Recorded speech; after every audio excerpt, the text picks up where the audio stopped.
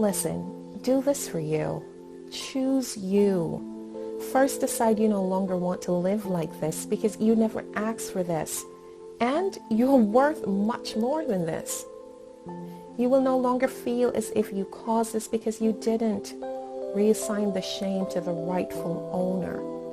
But choose you.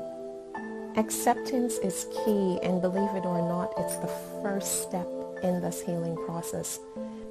You have to accept that this happened or is happening.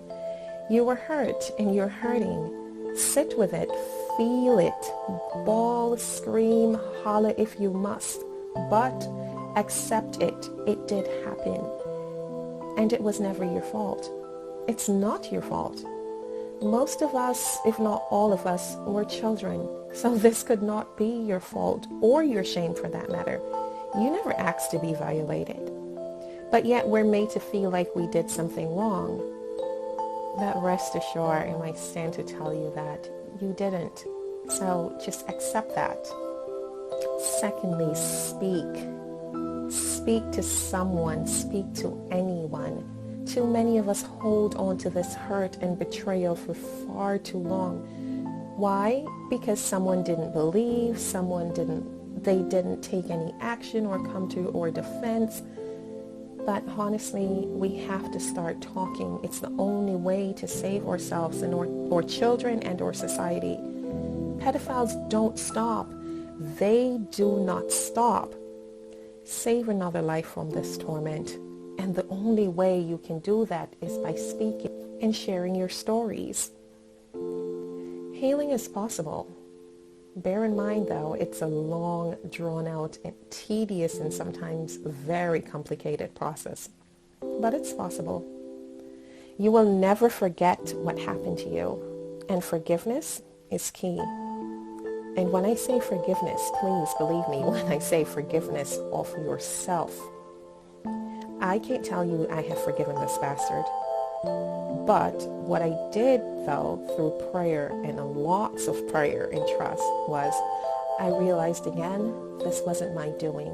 So I must reassign the shame and hold my head up high. And by doing so, we can get to that place of healing.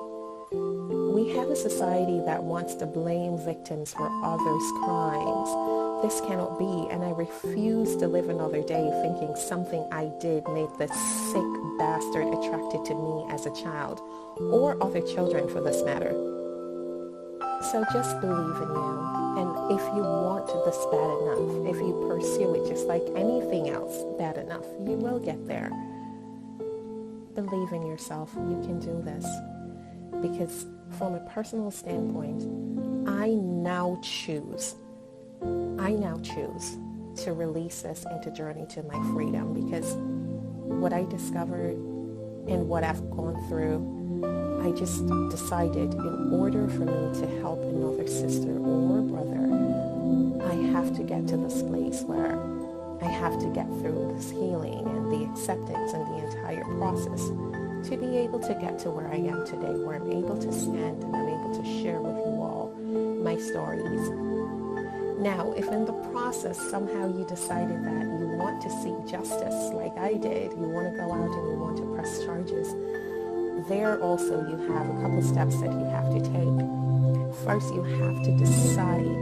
You have to really sit and evaluate your situation. Think about how feasible it is. Do you have the time? Do you have the courage to do it? Because it does get tough.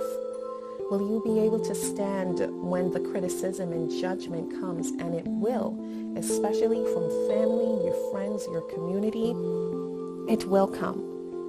But as I've been stressing from the beginning, choose you. And in choosing you, you will get to the place where, you'll build up the courage to do this. And again, if not pressing charges or seeking justice, do not let that stop you from speaking, because the whole point of this is for us to help others.